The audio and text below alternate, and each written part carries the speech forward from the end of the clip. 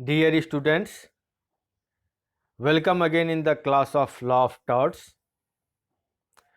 Today we are going to discuss about deformation अर्थात मानहान की चर्चा आज हम करेंगे।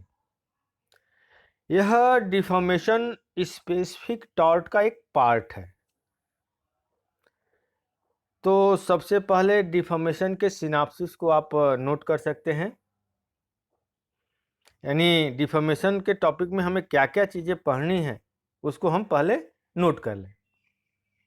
पहला पॉइंट है डिफिनीशन एंड नेचर, परिभाषा एवं प्रकृति। दूसरा पॉइंट है काइंड्स ऑफ डिफॉर्मेशन, मानहानि के प्रकार। इसके दो पार्ट हैं। पहला है इन इंग्लिश लॉ, अंग्रेजी विधि में। इसके भी दो पार्ट हैं। पहला पार्ट है इसका लाइबेल अर्थात अपमान लेख या इसे अपलेख भी कहते हैं। दूसरा पॉइंट है स्लैंडर अर्थात अपमान वचन या इसे अपवचन भी कहते हैं। इसके बाद difference between libel and slander, अपमान लेख और अपमान वचन में अंतर को डिस्कस करेंगे। दूसरा जो पॉइंट है वह है इन इंडियन लॉ, भारतीय विधि में क्या स्थिति है इसको हम डिस्कस करेंगे। तीसरा पॉइंट है इसेंशियल एलिमेंट्स ऑफ डिफॉर्मेशन, मानहानि के आवश्यक तत्व। तीन इसेंशियल एलिमेंट्स हैं। पहला है द स्टेटमेंट शुड बी डिफॉर्मेटरी, या दूसरे तरीके से भी इसे कह सकते हैं द वर्ड्स मस्ट बी डिफॉर्मेटरी, अर्थात कथन मानहानिकारक होना चाहिए या शब्द मानहानिकारक होना चाहिए। दूसरा एलिमेंट है the statement should refer to be plaintiff, या the words must refer to the plaintiff, अर्थात कथन को वादी के प्रति निर्दिष्ट होना चाहिए या शब्द वादी के प्रति कहे जाने चाहिए। और लास्ट एलिमेंट है the statement should be published और the words must be published, अर्थात ऐसे कथन को प्रकाशित होना चाहिए या शब्दों का प्रकाशन होना चाहिए। और लास्ट पॉइंट आप नोट कर सकते हैं डिफेंसेस, यानी बचाव, प्रतिरक्षा या प्रतिवाद कौन कौन से हैं डिफॉर्मेशन के, उसको आप कौन कौन से पॉइंट हैं नोट कर सकते हैं। पहला है जस्टिफिकेशन और ट्रूथ, औचित्य या सत्य। दूसरा फेयर कमेंट, उचित टीका टिप्पणी या न्यायपूर्ण टीका टिप्पणी। तीसरा है प्रिविलेज यानी विशेषाधिकार। और चौथा कंसेंट यानी सम्मति। और लास्ट पॉइंट है एपोलॉजी, क्षमा याचना। किसी किसी बुक में चौथा और पांचवा पॉइंट नहीं दिया होगा, तो अब हम यहाँ डिस्कस कर देंगे। तो सबसे पहले आप पहली हेडिंग नोट कर सकते हैं डिफिनीशन एंड नेचर, परिभाषा एवं प्रकृति।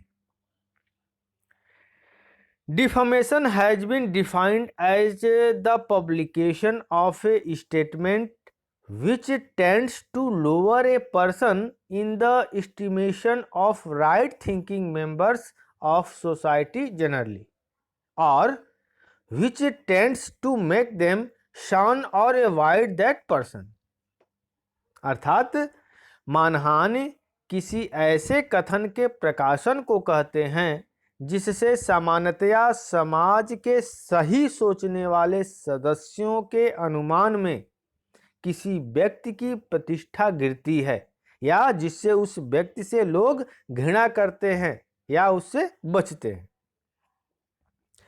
अनेक प्रकार के व्यक्ति के इंटरेस्ट होते हैं, तो अनेक इंटरेस्ट की तरह किसी भी व्यक्ति का अपने रेपुटेशन को बनाए रखने का भी एक इंटरेस्ट होता है। यानी व्यक्तियों के तमाम सारे इंटरेस्ट हैं, तमाम सारे हित होते हैं, उन्हीं हितों में एक हित कौन सा है? रेपुटेशन को बनाए रखना, अपनी प्रतिष्ठा या अपनी ख्याति को बनाए रखने का भी है। इसी इंटरेस्ट का प्रोटेक्शन डिफॉर्मेशन के लॉ ऑफ टॉर्स द्वारा किया जाता है।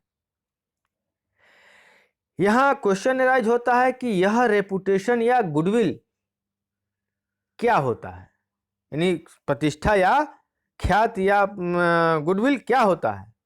तो किसी भी व्यक्ति की रेपुटेशन या गुडविल वह होती है जो सोसाइटी के अन्य लोग उसके विषय में समझते हैं, और उसी रेपुटेशन या गुडविल का प्रोटेक्शन इस डिफॉर्मेशन नामक टार्ट से होता है।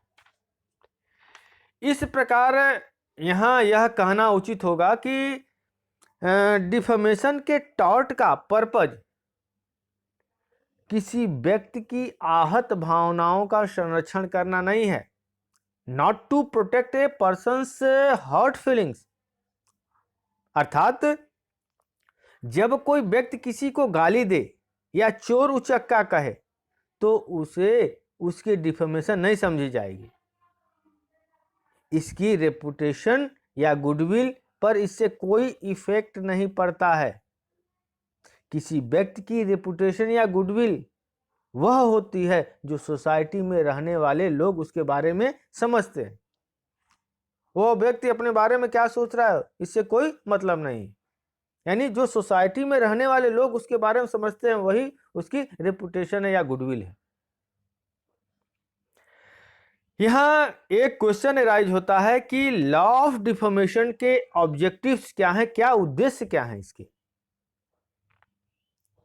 तो one of the objectives of the law of deformation is to establish a balance between two important and competing interest in any society.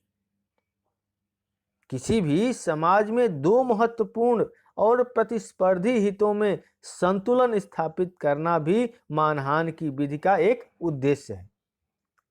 पहला है प्राइवेट इंटरेस्ट यानी निजी हित, और दूसरा है पब्लिक इंटरेस्ट यानी लोकहित। इन्हीं दोनों के इंटरेस्ट में बैलेंस इस्टेब्लिश करना लॉ ऑफ डिफॉर्मेशन द्वारा किया जाता है। यानी प्राइवेट इंटरेस्ट और पब्लिक इंटरेस्ट में यह विधि क्या करती है? बैलेंस इस्टेब्लिश करती है, संतुलन स्थापित करते हैं का काम करती है। कहने का तात्पर्य है कि लॉ ऑफ डिफॉर्मेशन का पर्पज एक प्राइवेट इंटरेस्ट रेपुटेशन या गुडविल के प्रोटेक्शन का है, और दूसरा इंटरेस्ट पब्लिक इंटरेस्ट है कि लोगों के फ्रीडम ऑफ स्पीच के प्रोटेक्शन या गारंटी हो। जैसा कि आपने कॉन्स्टिट्यूशन के आर्टिकल 19(1)(a) में पढ़ा भी होगा, freedom of speech and expression को। तो उसी बात को यहाँ कहा जा रहा है कि एक इंटरेस्ट कौन सा है? व्यक्ति के निजी हित का है यानी प्राइवेट इंटरेस्ट है, और दूसरा पब्लिक इंटरेस्ट यानी लोगों को बोलने की स्वतंत्रता होनी चाहिए। इसलिए डिफॉर्मेशन के टॉर्ट में जो लाइबिलिटी है, जो दायित्व है, वह स्ट्रिक्ट होता है, कठोर होता है, किंतु साथ ही साथ डिफेंस भी वाइडली अवेलेबल होते हैं। इसके बचाव या प्रतिवाद भी व्यापक रूप से उपलब्ध होते हैं। अब डिफॉर्मेशन के कुछ डिफिनीशंस को आप यहां देख सकते हैं। पहली डिफिनीशन शामंड की है। According to शामंड,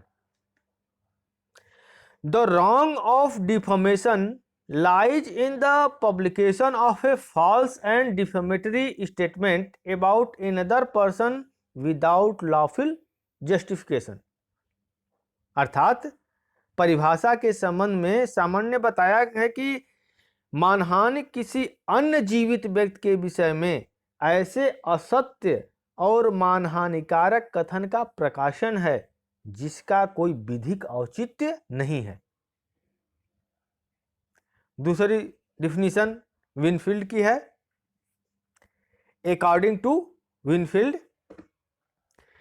defamation is the publication of a statement which tends to lower a person in the estimation of right thinking members of society generally, or which tends to make them shun or avoid that person। अर्थात Winfield के अनुसार किसी व्यक्ति के संबंध में ऐसे कथन के प्रकाशन को मानहानि कहा जाता है जिससे वह व्यक्ति समाज के विवेकशील सदस्यों की दृष्टि में, यानी समाज के विवेकशील सदस्यों की नजरों में, उनकी आंखों में सामान्यतः गिर जाए, या जिसके कारण उससे लोग कतराने लगे। Thus, to constitute the tort of defamation, a defamatory statement should not only be published। अतः मानहानि के अपकृत्य के लिए मानहानि के कथन का न केवल प्रकाशन होना चाहिए, but it should tend to lower the reputation of the person in the eye of the right thinking members of the society. परंतु यह भी आवश्यक है कि समाज के सही सोचने वाले सदस्यों की नजरों में उस व्यक्ति की प्रतिष्ठा गिरनी चाहिए। Here, by right thinking members of the society is meant reasonable persons of the society। यहाँ समाज के सही सोचने वाले सदस्यों से तात्पर्य समाज के युक्त व्यक्तियों से है। An extraordinary or abnormal person may not think worse of a man against whom the defamatory statement is published। हो सकता है कि कोई असाधारण व्यक्ति उस व्यक्ति के बारे में बुरा न सोचे जिसके विषय में मानहानि के कथन का प्रकाशन हुआ है, but that is not the determining factor. परंतु यह नियामक तथ्य नहीं है, यानी निर्धारित करने वाला तथ्य नहीं है। तो क्वेश्चन राइज होता है कि डिटर्मिनिंग फैक्ट क्या है, यहाँ क्या है, यानी नियामक तथ्य यानी निर्धारित करने वाला तथ्य क्या है यहाँ। तो the determining fact is what a reasonable person thought और might have thought about the person so defamed and whether the defamatory statement tended to make him shun और अवॉइड दैट पर्सन। अर्थात यहाँ नियामक यानी निर्धारित करने वाला तथ्य वह है कि जिस व्यक्ति की मानहानि हुई है उसके बारे में एक युक्त व्यक्ति क्या सोचता है, तथा क्या मानहानि के कथन की प्रवृत्ति ऐसी है कि उस व्यक्ति से घृणा की जाए या उससे बचा जाए। आगे इससे रिलेटेड एग्जाम्पल्स को डिस्कस किया जाएगा। अब हेडिंग नोट कर सकते हैं, काइंड्स ऑफ डिफॉर्मेशन, मानहानि के प्रकार। सबसे पहले हम इंग्लिश लॉ के पोजीशन को देखेंगे, तो हेडिंग नोट कर सकते हैं इन इंग्लिश लॉ, अंग्रेजी विधि में। इंग्लिश लॉ में डिफॉर्मेशन को दो पार्ट में डिवाइड किया गया है, इसका क्लासिफिकेशन किया गया है। पहला है लाइबल यानी अपलेख या अपमान लेख, दूसरा है स्लैंडर यानी अपवचन या अपमान वचन। तो पहली हेडिंग आप नोट कर सकते हैं, लाइबल। लाइबल क्या है या अपमान लेख या अपलेख क्या है? It is a written defamation which may assume various forms like physical symbols, statues, effigies, picture, caricature, wax model etc। यह एक लिखित मानहानि है जो विभिन्न रूपों जैसे भौतिक प्रतीकों, मूर्तियों, पुतलों, चित्र, कैरिकेचर, मोम मॉडल आदि को मान सकते हैं। अर्थात लाइबल के केस वे हैं जिनमें इन राइटिंग यानी लिखित रूप से पिक्चर यानी चित्र, फिल्म, कार्टून, वैक्स शेप यानी मोम की आकृति एटसेट्रा किसी भी तरीके से ऐसा एक्सप्रेशन किए गए हो जिसका परमानेंट सीरियस इफेक्ट पड़ता है, यानी जिसका स्थायी गंभीर प्रभाव पड़ता है। Libel is addressed to the eye, इसका जो संबोधन है वह किसको होता है? आंखों को किया जाता है, यानी वो दिखाई देता है। परंतु स्टैट्यूट्स के अंतर्गत, अधिनियमों के अंतर्गत रेडियो, टेलीविजन, फिल्म तथा थिएट्रिकल परफॉर्मेंसेज यानी नाट्य प्रदर्शन को लाइबल या परमानेंटली पब्लिकेशन यानी स्थायी रूप से प्रकाशन माना जाता है। यानी इसमें से फिल्मों में से या टेलीविजन या रेडियो में से जो आवाज़ें आती हैं वह भी लाइबल ही माना जाता है। एक केस यहां नोट कर सकते हैं,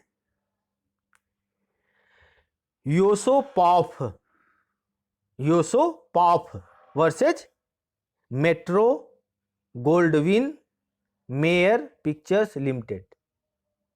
इसके कई की बुकों में एमजीएम पिक्चर्स लिमिटेड भी लिखा होगा, तो दोनों सही है।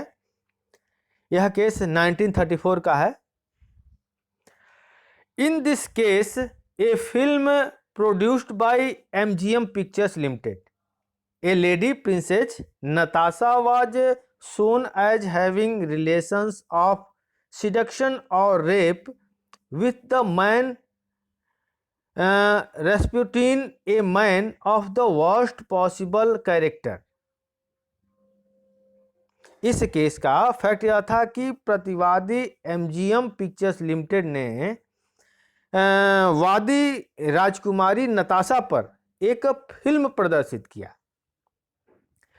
इस फिल्म में राजकुमारी नताशा का रैस्पुटिन नामक एक निकृष्ट चरित्र व्यक्ति द्वारा बलात् संगीत संबंध यानी रेप का एक दृश्य फिल्माया गया था। यह जो इम्प्यूटेशन यानी जो आरोप था जो राजकुमारी नताशा पर लगाया गया था वह फॉल्स इम्प्यूटेशन था, यानी मिथ्या आरोप था, असत्य था। In this case the court held that there can be no doubt that so far as the photographic part of the exhibition is concerned that is a permanent matter to be seen by the eye and is the proper subject of an action for libel if defamatory. इस case में न्यायालय ने कहा कि इसमें संदेह नहीं किया जा सकता है कि जहां तक प्रदर्शन के चित्रमय अंश का संबंध है, यानी जो फोटो दिखाई देता है उसके संबंध में कहा कि जहां तक प्रदर्शन के चित्रमय अंश का संबंध है वह एक ऐसी स्थायी वस्तु है जिसका अवलोकन आंखों द्वारा किया जा सकता है और वह अंश यदि मानहानिकारक है तो अपमान लेख के रूप में कार्रवाई के लिए समुचित विषय वस्तु है। इंग्लिश लॉ में डिफेमेशन का सेकेंड क्लासिफिकेशन, दूसरा वर्गीकरण स्लैंडर यानी अपवचन या अपमान वचन के रूप में किया गया है। तो यहाँ हेडिंग लिख सकते हैं स्लैंडर यानी अपमान वचन या अपवचन। Slander is a spoken defamation which may be committed by representations or in other manners which are treated as equivalent to speech like shake of the head, nod, winking, hissing and many others। अर्थात अपमान लेख एक बोला जाने वाला मानहानि है जो प्रतिनिधित्व या अन्य रीति द्वारा किया जा सकता है, जो कि भाषण के समतुल्य माना जाता है, यानी बोलने के समतुल्य माना जाता है, जैसे सिर का हिलाना, सिर हिलना, पलक झपकना और कोई अन्य भी हो सकते हैं। स्लैंडर टेम्पोररी इफेक्ट डालने वाला कम सीरियस माना गया है, यानी जो अपमान वचन है वह अस्थायी प्रभाव डालने वाला, कम गंभीर माना गया है। Slander is addressed to the ear, अर्थात अपवचन कानों को संबोधित होता है। वहां आई को संबोधित होता था, यहां ईयर को यानी कानों को संबोधित होता है।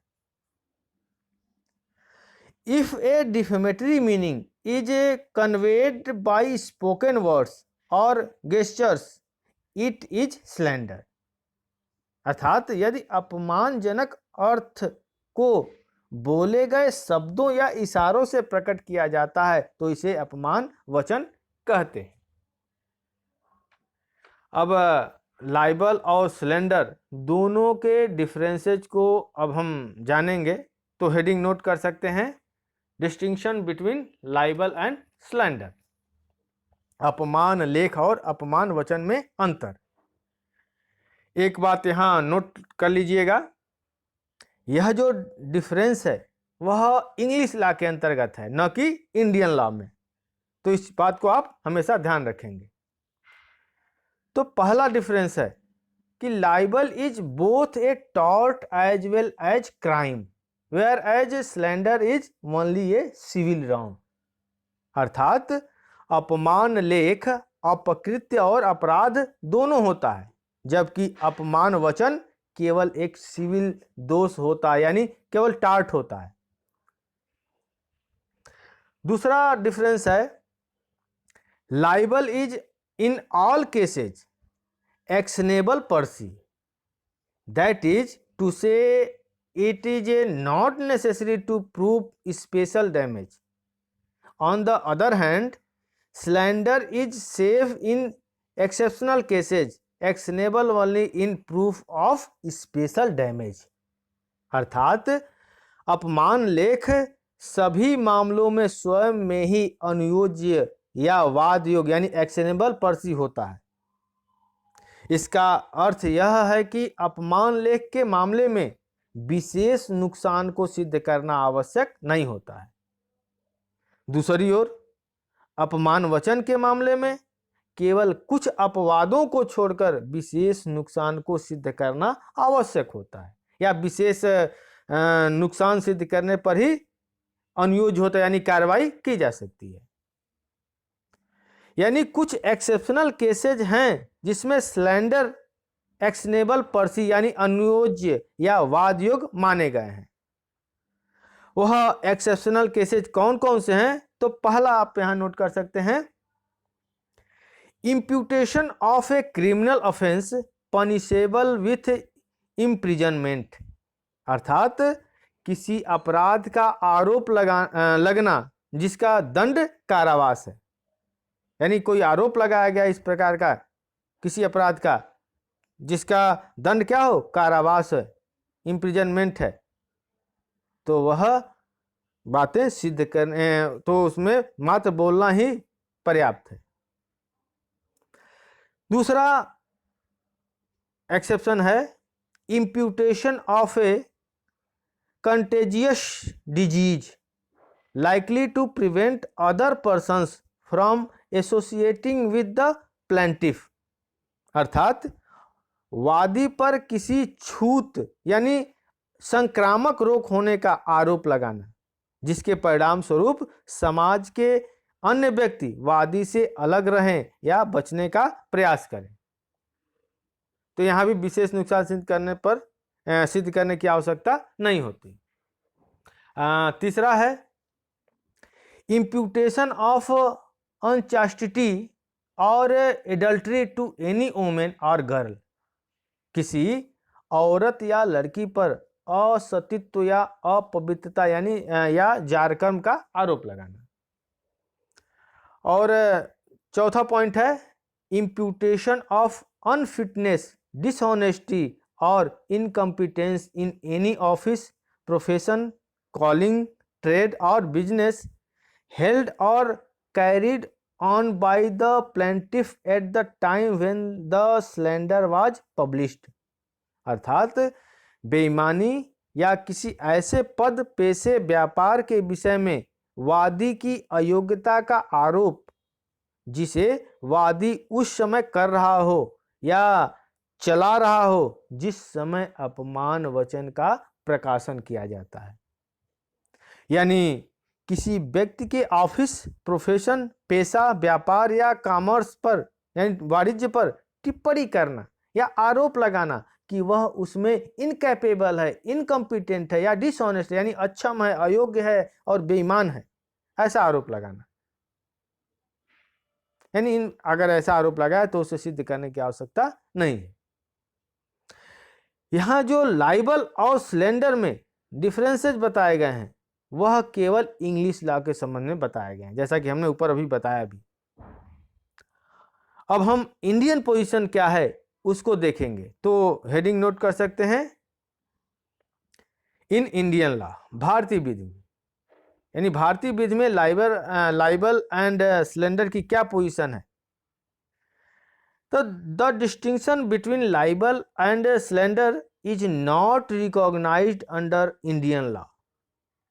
यानी भारतीय विधि में अपमान लेख और अपमान वचन के अंतर को स्वीकार नहीं किया जाता है, कोई अंतर नहीं किया गया है। Both libel and slander are recognised as criminal offences under section 499 यानी 499 of the Indian penal code 1860। भारतीय दंड संहिता 1860 की धारा 499 में अपमान लेख और अपमान वचन दोनों को ही अपराध माना गया है। Moreover the English rule regarding proof of special damage in actions for slander is not applicable in India। इसके अतिरिक्त अंग्रेजी विधि का नियम कि अपमान वचन तभी अनुयोज्य है अर्थात कार्यवाही योग्य है जब विशेष नुकसान सिद्ध किया जाए, भारत में मान्य नहीं है। जहां तक टॉर्ट का संबंध है तो टॉर्ट के केसेज में भी इंडियन कोर्ट्स ने इंग्लिश लॉ के क्लासिफिकेशन यानी जो वर्गीकरण किया गया है लाइबल एंड स्लेंडर के रूप में उसको जनरली यानी आमतौर पर कोई मान्यता प्रदान नहीं की है। एक केस है जिसे आप नोट कर सकते हैं, DP Chaudhary versus Manjulata, AIR 1997 Rajasthan का केस है। इस केस को हम आगे डिस्कस करेंगे। अब अगले लेक्चर में डिफॉर्मेशन के इसेंशियल एलिमेंट्स को डिस्कस किया जाएगा और साथ ही साथ केस लॉ को भी डिस्कस किया जाएगा। थैंक्स।